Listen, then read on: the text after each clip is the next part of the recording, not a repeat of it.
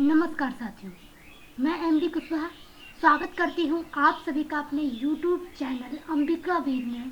मैं इस चैनल के माध्यम से अपने पढ़ाई के अनुभव शेयर कर रही हूँ जो मैंने अब तक सीखा है। तो चलिए बिना देर के आज आप सभी को ले चलते हैं एक नए टॉपिक की ओर। और आज हम बहुत अच्छा टॉपिक देखेंगे। क्लास 10 इंग्लिश चैप्टर 1 के आगे जो हमारी सेकेंड पोएम है फायर एंड आइस, उसके क्वेश्चन एंड आंसर देखेंगे। और ये पार्ट 3 है जिसमें हम long type question and answer देखेंगे।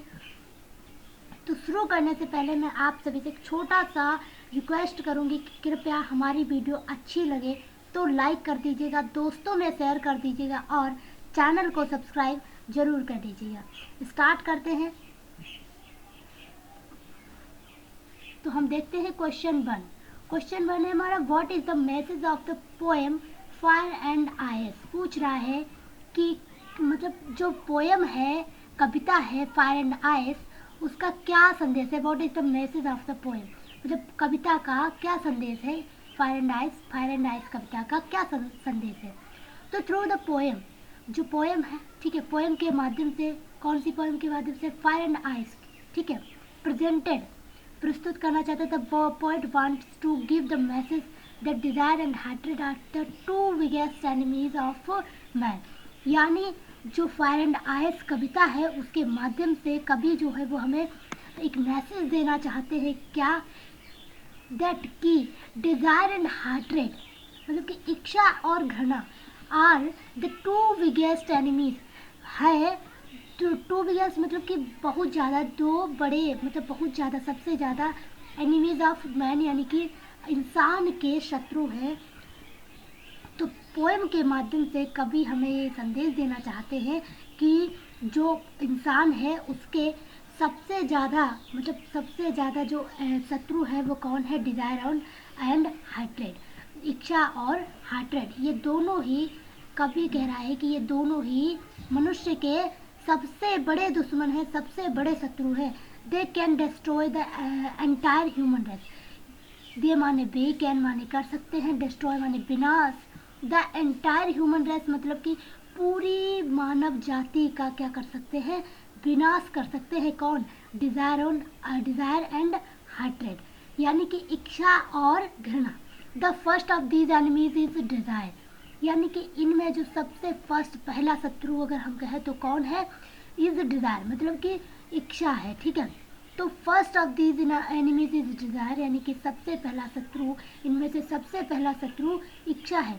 ए man becomes greedy by wanting more, यानी जो मनुष्य है वो क्या हो जाता है, लालची हो जाता है। क्यों, वांटिंग मोर मतलब कि ज़्यादा इच्छा करने से क्या हो जाता है, लालची हो जाता है। When a man becomes greedy, और जब मनुष्य ग्रीडी हो जाता है, लालची हो जाता है, ग्रीडी का मतलब होता है लालची, ठीक है। जब एक मनुष्य क्या हो जाता है, ग्रीडी हो जाता है, तो he is ready to do anything, तो वो क्या, तैयार हो जाता है। टू डू एनीथिंग मतलब कुछ भी करने को, to get his desired thing. क्यों, अपनी डिजायर्ड थिंग पाने के लिए, यानी कि अपनी इच्छा की गई वस्तु को पाने के लिए क्या कर, मतलब कुछ भी कर सकता है, कुछ भी करने को तैयार हो जाता है। As a result of which he also does many evils, मतलब कि एज अ रिजल्ट यानी कि परिणाम स्वरूप, ऑफ विच ही ऑल्सो मतलब ये भी करने को, डज मैनी एविल्स मतलब कि कई सारी बुराइयां करने के लिए क्या हो जाता है, मतलब कई सारी बुराइयां करने लगता है। क्यों, क्योंकि अपनी इच्छा, मतलब इच्छा को बुझाने के लिए, ठीक है। This leads to the downfall of man, यानी इससे मनुष्य का पतन हो जाता है। मनुष्य इससे, मतलब इससे वो मनुष्य नहीं रहता फिर, ठीक है। The second enemy of man is hatred, यानी जो सेकेंड एनिमी है, सेकेंड दुश्मन है ऑफ मैन, जो इंसान का, वो क्या है, इज हेट्रेड, घृणा है। तो दूसरा शत्रु मनुष्य का घृणा है। When a person starts hurting, जब कोई व्यक्ति क्या करता है, हेटिंग करना शुरू कर देता है, मतलब कि घृणा करना शुरू कर देता है। He always tries to humiliate each other, तो वह क्या करने लगता है, वह हमेशा प्रयत्न करने लगता है टू ह्यूमिलाइट, मतलब कि ह्यूमिलिएट का मतलब होता है कि अपमान करना, ठीक है। तो वह हर किसी का मतलब ईच अदर मतलब एक दूसरे का क्या करना शुरू कर देता है, अपमान करना शुरू कर देता है, नीचा दिखाना शुरू कर देता है। ही becomes so involve in this effort that he forget all relations and all limits. तो वो क्या करना लग, वो ही बिकम्स मतलब कि जब मतलब ही बिकम सो इन्वॉल्व, जब वो इन सब में शामिल हो जाता है, मतलब कि इन्वॉल्व हो जाता है, तो वो इन दिस मतलब इन सब में effort, in this effort that he forget, तो वो क्या करता है कि वह सारे मतलब कि ही फॉरगेट भूल जाता है ऑल रिलेशंस, रिश्तों को, मतलब सभी रिश्तों को, एंड ऑल लिमिट्स, और सारी मर्यादाओं को, या कह सकते हैं सारी सीमाओं को अपनी भूल जाता है इस समय पढ़ के। Due to which small fights, due to which small fights happen between people, यानी due to which small fights, यानी कि मतलब जिससे क्या होता है कि लोगों के बीच, बिटवीन पीपल मतलब कि लोगों के बीच क्या होने लगता है, झगड़े होने लगते हैं। तो after some time this small quarrel take the form of war, मतलब कि कुछ समय बाद, आफ्टर सम टाइम यानी कि कुछ समय बाद, दिस स्मॉल, ये जो छोटे छोटे झगड़े होते हैं या कह सकते ये लड़ाइयाँ होती हैं, वह take the form of war, यानी कि युद्ध की फॉर्म ले लेते हैं, युद्ध का रूप ले लेते हैं।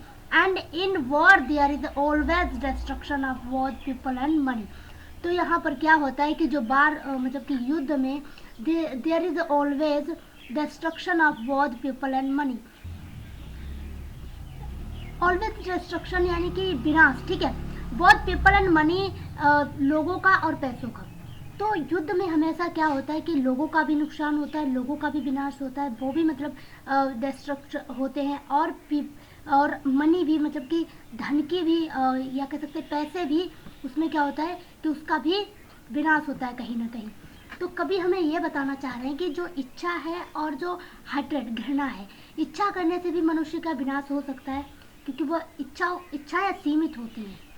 और अगर बात करें हम हेट्रेड, घृणा, तो घृणा भी एक ऐसी मतलब कह सकते हैं कि एक ऐसी चीज़ है जो कि मनुष्य के विनाश में सबसे ज़्यादा अपना कह सकते हैं इन्वॉल्व होगी, ठीक है।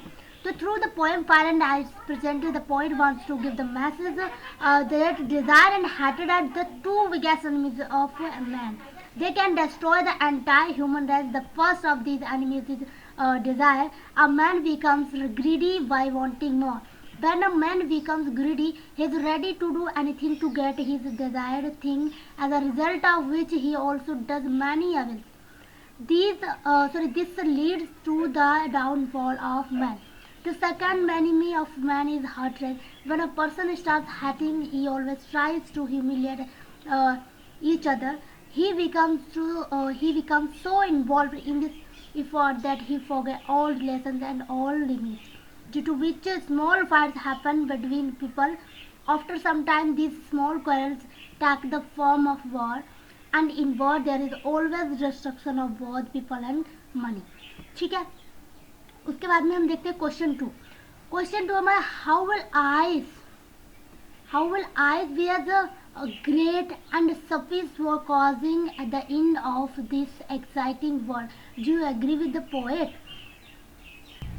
ये क्वेश्चन हमसे कह रहा है कि किस प्रकार हिम यानी कि आयस या कह सकते हैं बर्फ इतनी ग्रेट है, या सफिस यानी कि पर्याप्त है, for causing the end of this exciting world, जो कि पूरे विश्व का अंत कर सकती है। Do you agree with the poet? क्या आप कवि के विचारों से सहमत है? क्या आप कवि से सहमत है? And the poem fire and ice कविता में Robert Frost describe snow is as a symbol of hatred. तो रॉबर्ट फ्रॉस्ट ने डिस्क्राइब मतलब कि व्याख्या की है, या कह सकते हैं उसे मतलब प्रस्तुत किया स्नो यानी कि कड़ को as a symbol of hatred, किसके? घृणा के रूप में। The poet writes that if the world is destroyed twice, जो कवि है वो लिखते हैं, राइट्स दैट कि if the world is destroyed twice, यानी कि अगर विश्व 2 बार नष्ट हो, ट्विस मतलब 2 बार, डिस्ट्रॉय यानी कि नष्ट हो, वर्ल्ड माने दुनिया, इफ द अगर जो दुनिया है वो 2 बार नष्ट हो, then ice hatred will be enough to destroy the world, because when people start feeling hatred they always try to saw each other down. तो बर्फ मतलब कि hatred will be, बर्फ अर्थात आई लगा है अर्थात hatred यानी कि घृणा, will be enough जो कि मतलब पर्याप्त होगा टू डिस्ट्रॉय विनाश करने के लिए, नष्ट करने के लिए द वर्ल्ड दुनिया को, बिकॉज व्हेन क्योंकि व्हेन पीपल जब पीपल स्टार्ट फीलिंग हार्टेड, जब पीपल जो है मतलब कि उनकी फीलिंग जब हार्टेड में बदल जाती है या घृणा करने लगते हैं, they always try to show each other down, तो वे क्या करते हैं, वो हर समय प्रयत्न करते रहते हैं एक दूसरे को नीचा दिखाने की. This creates discord among the people and they start fighting among themselves. तो यह जो है तो दिस क्रिएट मतलब ये क्रिएट करने लगता है डिस्कॉर्ड अमॉन्ग द पीपल, लोगों के बीच में. डिस्कॉर्ड का मतलब होता है अनबन, ठीक है. तो ये लोगों के बीच में अनबन क्रिएट करने लगता है, अनबन उत्पन्न करने लगता है, या कह सकते हैं डिस्कॉर्ड का मतलब कलह, ठीक है, कलह उत्पन्न करने लगता है. तो वे क्या करते हैं और they start fighting among themselves, और वे एक दूसरे से क्या करते हैं, लड़ना शुरू कर देते हैं और लड़ने लगते हैं. This leads to the destruction of man, तो इस प्रकार जो है मनुष्य का क्या हो जाता है, पतन हो जाता है, या कह सकते हैं विनाश होने लगता है. सो इस प्रकार यानी कि इसलिए इस प्रकार वी कैन से हम कह सकते हैं दैट कि आइस यानी कि बर्फ be as great and suffice for causing end of this exciting world, यानी कि हम कह सकते हैं कि जो हिम है, बर्फ है, वह पर्याप्त और महान है किसके लिए, and of this exciting world, इस दुनिया का पतन करने के लिए, अंत करने के लिए, नष्ट करने के लिए. तो yes I agree with this view of the poet. तो हम क्या हैं, हम पोएट के विचारों से एग्री हैं, उनका मतलब समर्थन करते हैं, ठीक है. तो हम फिर से एक बार रिपीट कर लेते हैं answer. And the poem fire and ice Robert Frost describes snow as a symbol of hatred. Snow नहीं तो यहाँ पे बर्फ लिख लीजिएगा, ठीक है.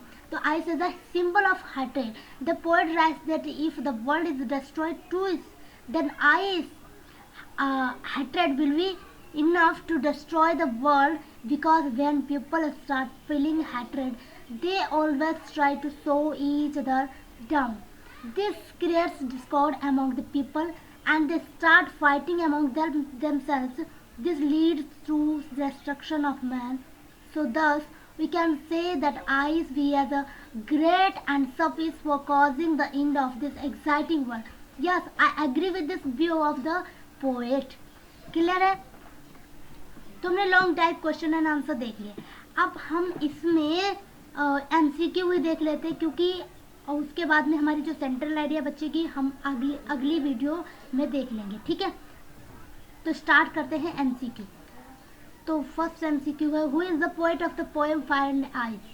तो पूछ रहा है कि जो हु माने कौन, इज द पोएट कवि है of the poem fire and ice, यानी कि फायर एंड आइस कविता के कौन कवि हैं, लेसर नॉरिस या रॉबर्ट फ्रॉस्ट या कैरोलिन वेल्स या रॉबिन क्लेन.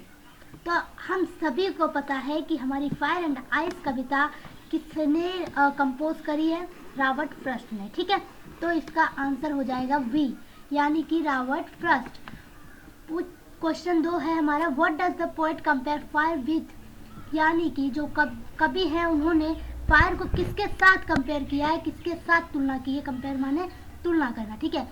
फायर यानी कि आग की किसके साथ तुलना की है, तो डिजायर के साथ तुलना की है, इच्छा के साथ तुलना की है. तो जो कवि हैं उन्होंने फायर की तुलना डिजायर के साथ की है, इसलिए हम इसका आंसर लगाएंगे डिजायर, ठीक है. उसके बाद में पूछ रहा है question 3 what is the meaning of Paris, यानी कि पूछ रहा है कि व्हाट इज द मीनिंग यानी क्या अर्थ है ऑफ पेरिस. पेरिस का मतलब होता है नष्ट कर रहा है या विनाश हो जाना. तो पूछ रहा है कि पेरिस का मतलब क्या है, ब्लूम, राइज, डाई, ग्लो. तो इनमें से तो कोई नहीं होगा, ना ब्लूम होगा, ना राइज होगा, ना ग्लो होगा. डाई होगा क्योंकि डाई का मतलब होता है किसी मतलब कि मर जाना एक प्रकार से, और पेरिस का भी वही अर्थ जाता है, ठीक है. क्वेश्चन 4 देखते हैं where has he used personification. पूछ रहा है कि यहाँ पे जो पर्सनिफिकेशन है जो यूज है वो कौन से हैं, सॉरी ये कह रहा है वेयर हैज यूज्ड पर्सनिफिकेशन, यानी कि उन्होंने यूज्ड पर्सनिफिकेशन यानी कि उन्होंने व्यक्तित्व का प्रयोग कहाँ पे किया, व्यक्तित्व का उपयोग कहाँ पे किया, फायर, आइस या अर्थ या बोथ ए एंड बी, ये दोनों के साथ। तो जो हमारे कवि हैं उन्होंने फायर के साथ भी और आइस के साथ भी पर्सनिफिकेशन यूज किया है, ठीक है। तो name the poetry device used in the line to say that for destruction ice is also great, ये लाइन है to say that for destruction ice is also great. पूछ रहा है इसकी पोएटिक डिवाइस कि इस लाइन में कौन सी पोएटिक डिवाइस यूज हुई है, मेटाफर, इमेजरी, एलिट्रेशन, ऑक्सीमोन। तो देखिए जिस प्रकार हमारे हिंदी में अलंकार होते हैं तो उसी प्रकार इंग्लिश में भी होते हैं, जैसे कि मेटाफर, जैसे रूपक अलंकार हो गया, एलिट्रेशन सॉरी हाँ मेटाफर रूपक हो गया, ठीक है। तो हम देखते हैं कि मेटाफर का यूज हुआ है या इमेजरी का यूज हुआ या एलिट्रेशन का या ऑक्सीमोन का।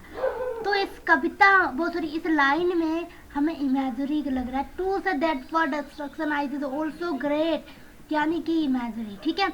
तो 6 का क्वेश्चन 6 हमारा व्हाट डज आइस सिंबलाइज, यानी कि जो आइस है उसका सिंबल क्या दिया गया है इस कविता में, लव का यानी कि प्रेम का, हेट्रेड यानी कि घृणा का, वायलेंट डिजायर यानी कि हिंसात्मक इच्छा का, ठीक है। ऑल ऑफ द अबव यानी कि इनमें से सभी। तो जो आइस है बर्फ है, हमें पता है कि कवि ने उसकी तुलना किससे की है, हेट्रेड के साथ की है, उसका सिंबल जो है वो हेट्रेड निकाला है। तो हम इसका आंसर क्या करेंगे, वी यानी कि हेट्रेड। अगला देखते हैं क्वेश्चन 7 है what does violent desire refer to, यानी कि जो वायलेंट डिजायर है, हिंसक इच्छा है, वो रेफर टू किसको रेफर करी गई है, प्रेम को या बर्फ को या बोथ एंड वी मतलब कि दोनों को या नन ऑफ द अबव। तो वायलेंट डिजायर यानी कि हिंसक इच्छा जो है वो ना तो आइस के साथ है और ना ही प्रेम के साथ है। तो यहाँ पर हमें कोई भी नहीं दिख रहा, इसलिए हम कह देंगे कि इनमें से कोई भी नहीं, नन ऑफ द अबव, ठीक है। What is the rhyming scheme of the poem, पूछ रहा है कि जो पोएम है कविता है उसकी राइमिंग स्कीम बताइए। तो कौन सी है, A B A B C B C B या A B A B C B C B या A B B C B C B या A B B C B C B C B, ठीक है। तो ये जो है तो इसकी जो राइमिंग स्कीम है वो A B C B C B, ठीक है। तो इसमें भी जो राइमिंग स्कीम है ये आप लोगों को छाटना नहीं आता कोई बात नहीं, लेकिन मैं इसके ऊपर भी एक वीडियो लेके आऊँगी, बहुत जल्द लेके आऊँगी, तो उससे आपको मेरे ख्याल से वो हेल्पफुल रहेगा, ठीक है। आप उसके बाद में राइमिंग स्कीम आराम से किसी भी कविता की राइमिंग स्कीम निकालना देख लेंगे। उसके बाद में क्वेश्चन 9 क्या कह रहा है, fire and ice is a highly symbolic poem by Robert Frost because is कि फायर और आइस जो है वह यानी जो फायर एंड आइस कविता है वह रॉबर्ट फ्रॉस्ट द्वारा जो लिखी गई है वह हाईली सिंबलाइज यानी कि सबसे ज़्यादा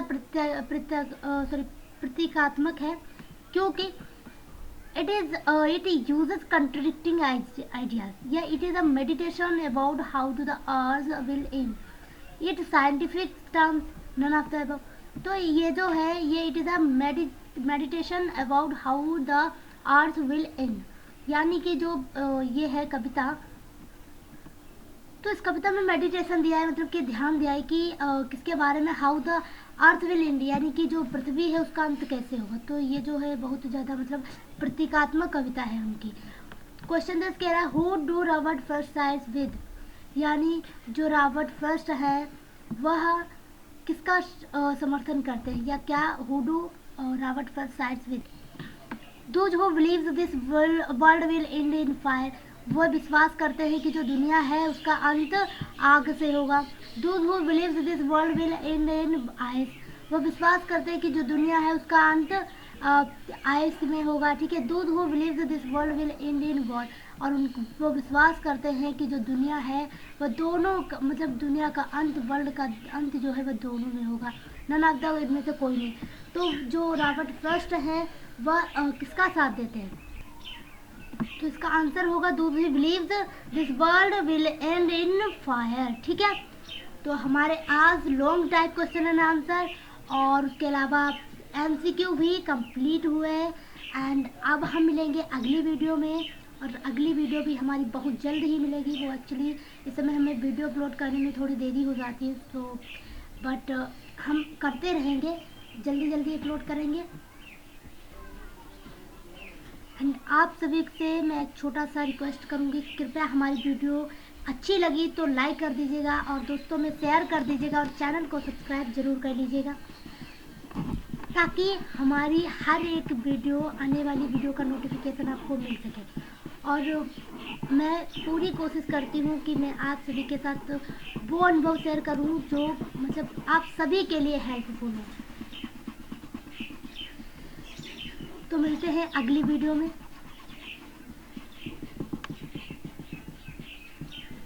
धन्यवाद।